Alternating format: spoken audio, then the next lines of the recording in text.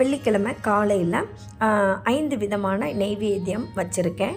அது போக பார்த்திங்கன்னா மகாலட்சுமி தாயாருக்கே உகந்த நெல்லிக்கனி, அப்புறம் பாதாம் பருப்பு, முந்திரி பருப்பு, இந்த மாதிரி சில திங்ஸ் எல்லாம் வச்சு மொத்தம் 15 தொன்னையில் இந்த இலை போட்டு நான் வச்சுருக்கேன். இது போக 5 விதமான பழங்கள், அப்புறம் பால் பாயாசம், மொத்தம் 21 நெய்வேத்தியம் கணக்குக்கு நான் இந்த வெள்ளிக்கிழமை காலையில் பூஜை வேலையை முடித்தாச்சு. சுமங்கலிக்கு மட்டுமே முக்கியத்துவம் கொடுக்கறது மட்டுமே இந்த சுமங்கலி பூஜை இல்லைங்க. அதாவது வரலட்சுமி நோன்பு இல்லைங்க.